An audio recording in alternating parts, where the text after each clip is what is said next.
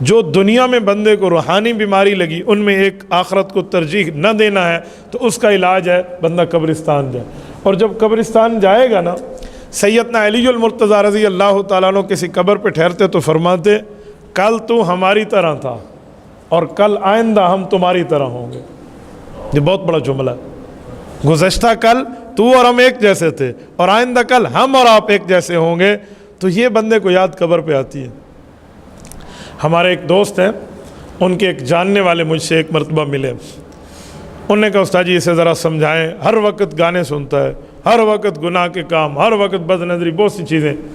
میں نے کہا یار اگر سمجھانا تھا تو اس کے منہ پہ نہ کہتے، اس کی عزت نفس متاثر ہوگی. میرے کان میں کہتے، علیحدہ کہتے، تخلیہ میں کہتے، پھر میں اسے کسی طریقے سے تدبیر سے سمجھاتا. انسان کی ایک عزت نفس بھی ہے تو اس کو ذلیل کر کے تو بندہ تبلیغ نہ کرے نا، اس کو عزت دے کر بندہ سمجھائے. بہرحال میں نے ان کو سمجھایا لیکن مجھے نہیں لگا کہ اس پر کوئی فرق آئے گا. میں فیس ریڈنگ اس کی کر رہا تھا تو میں نے اس کے دوست کو کہا کہ اب سمجھانے سے کام گزر گیا ہے، اللہ نہ کرے کوئی فوت ہو گیا نا، اسے جنازے میں بھی لے جانا اور تدفین میں بھی ساتھ رکھنا. صرف جنازہ پڑھ کے واپس نہ آنا، تدفین تک لے جانا تاکہ یہ قبر میں دفن ہونے کے معاملہ بھی دیکھے اور وہاں اوپر مٹی ڈالنا بھی دیکھے. اس کے بعد دعا اور یہ پوری جو وہاں بیان ہوگا اور ماحول ہوگا شاید اس سے یہ اثر لے. اتفاق سے ان کے محلے میں شاید کوئی فوتگی ہوئی اور یہ جنازے کے ساتھ چلے. جب جنازہ پڑھ کے واپس آنے لگے تو اس نے کہا چلیں.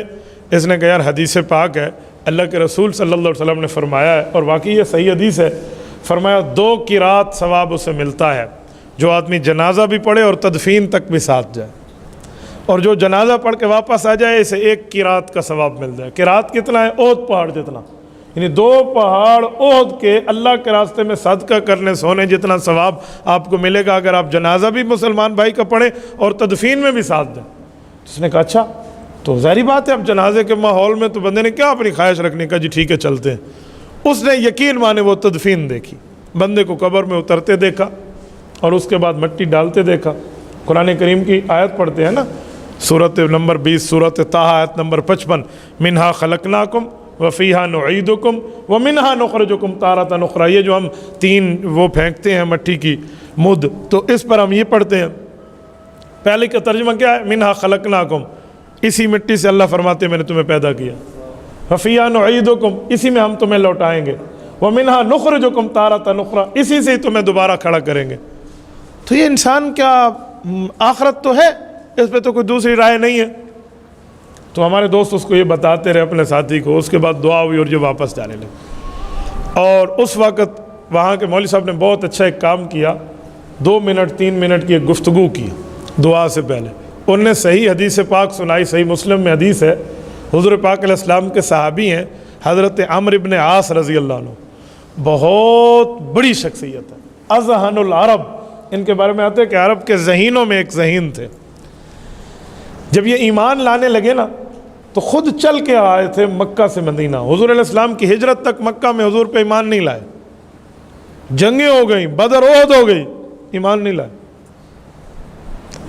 یہ جب آنے لگے نا، خالد ابن ولید اور حضرت عمرو ابن عاص رضی اللہ عنہما اکٹھے آئے مسلمان ہونے کے لیے مدینہ.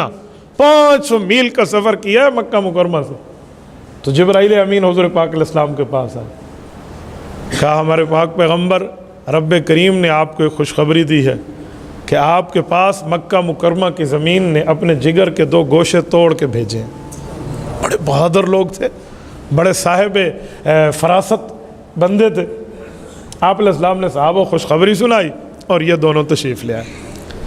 حضرت خالد ابن ولید نے آ کر عرض کیا یا رسول اللہ میں معافی مانگتا ہوں، مجھ سے بت پرستی ہوئی ہے، گناہ ہوئے ہیں، خطا ہوا ہے، میں شرک میں مبتلا تھا، آپ کے مقابلے میں جنگ میں آیا ہوں، کیا میں کلمہ پڑھوں؟ میرے لیے معافی ہے.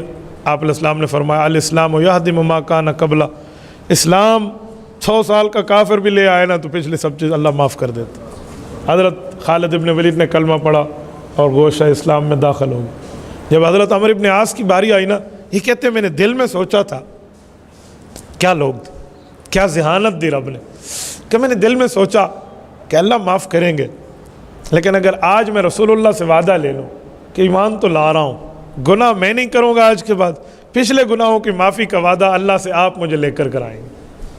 وہی ہوا. آپ علیہ الصلوۃ والسلام نے ہاتھ آگے کیا تو حضرت عمرو ابن عاص نے اپنے ہاتھوں کو ایسے بند کر لیا. حضور نے فرمایا مالک کا یا عمر، کیا ہوا؟ کلمہ پڑھنے کے لیے بیعت ہو رہی ہے نا، ہاتھ.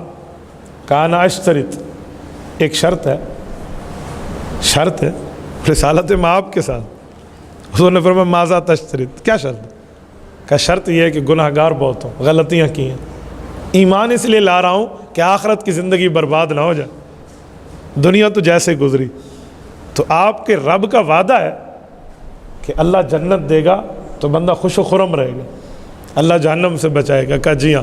کہا آپ میرے ساتھ وعدہ کر لیں، یہ اللہ سے لے کر آپ مجھے دیں گے، میں ابھی کلمہ پڑھ رہا ہوں. آپ علیہ السلام نے اسی جگہ وعدہ فرمایا، ایک کلمہ پڑھ کے مسلمان ہوں. اس مولوی صاحب نے اس قبر کی تدفین پر یہی حدیث سنائی کہ جب حضرت عمرو ابن عاص فوت ہو رہے تھے نا، یہ صحیح مسلم میں ہے، تو انہوں نے اپنے بیٹوں کو بلایا. کہا میں صحابی رسول ہوں اور میں رسول اللہ کا خادم رہا ہوں، میں نے آپ علیہ الصلوۃ والسلام کا ساتھ دیا ہے، لیکن قبر کا خوف ہے. ایک کام کرنا میرے بیٹوں، جب میں قبر میں دفن ہو جاؤں نا، میری مٹی پر تھوڑا سا پانی ڈالتے وقت تم بیٹھے رہنا، اور اتنا ٹائم بیٹھ کر میرے اوپر قرآن کریم پڑھنا کہ اونٹ ذبح ہو کے تقسیم ہو جائے. اتنا ٹائم اونٹ ذبح ہو کر تقسیم ہو جائے، ایک بڑا ٹائم، 2 ڈھائی 3 گھنٹے کا پروسیس ہے. کہا جی ٹھیک. ایک بیٹے نے پوچھا ابو جان آپ اتنے بڑے صحابی، اتنا بڑا درجہ آپ کا، یہ جو آپ نصیحت فرما رہے ہیں اس کی کوئی لاجک بھی ہے، کوئی وجہ بھی ہے؟ فرمایا جی ہاں. کہ رب کے فرشتے آئیں گے مجھ سے گفتگو کرنے، تمہارا اوپر بیٹھا اور ایصال ثواب کرتے رہنا مجھے طاقت اور امید دے گا جا کے میں ان کے سوال کا جواب دے سکوں. حتیٰ استأنس بکم، صحیح مسلم میں امام مسلم روایت لائیں، بیٹھے رہنا. اسی لیے حکم ہے کہ بندہ سورۃ بقرہ پڑھے. بھائی عبدالسبحان کو اللہ جزائے خیر دے، ان کے والد محترم کا انتقال پہ میں نے ان تینوں بیٹوں کو کہا تھا، میں نے کہا تم حافظ ہو، خوش قسمت ہو، تمہارے والد دنیا سے گئے ہیں تو 3 بیٹے قرآن کریم کے حافظ ہیں. تم بیٹھ کر سورۃ بقرہ پوری پڑھنا، اٹھنا نہیں. تو بڑی خوش قسمتی ہے حضرت. جانا تو سب نے ہے دنیا سے، لیکن بندہ ایسا جو ہے نا کیا کہتے ہیں ماحول لے کر جائے کہ پیچھے پڑھنے والے بھی بیٹھے ہوں تو آخرت میں تو وہاں تدفین پر مولانا نے یہ حدیث سنائی. تو مجھے وہ دوست کہہ رہے تھے کہ ہمارے ساتھی نے جب یہ سنا نا اور وہاں سے واپس پلٹے تو اس کا دل دنیا سے پلٹ گیا. 2-4 دنوں میں وہ اسے کال کر کے کہتا تھا کہ بھائی نماز میں کٹھے چلیں گے فلاں جگہ. شروع میں مسجد ہے نا، تھوڑی سی جھجک محسوس کرتا ہے، تو ایستا ایستا اللہ نے اسے ہدایت دی ہے اور رب العزت نے اس کی ہدایت کو قبول فرمایا. تو یہ موت ایسی چیز ہے، موت کے معاملات ایسی چیز ہیں، قبر و آخرت ایسی چیز ہے. تبھی تو اللہ کے رسول نے فرمایا فَإِنَّهَا تُذَكِّرُ الْآخِرَةَ، تم قبرستان جاؤ گے آخرت کی یاد تمہیں آئے گی. تبارك الذي نزل الفرقان على عبده ليكون للعالمين نذيرا.